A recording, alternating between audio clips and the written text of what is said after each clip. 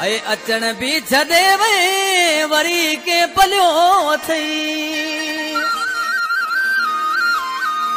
साईं न त पंहिंजो जानी आशिक सां लेखा ई न कंदो हो अचण वञण में ऐं उहो जे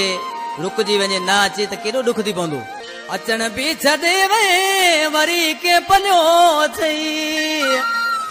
ओ कंदो हुए न लेखा चरिया के जलो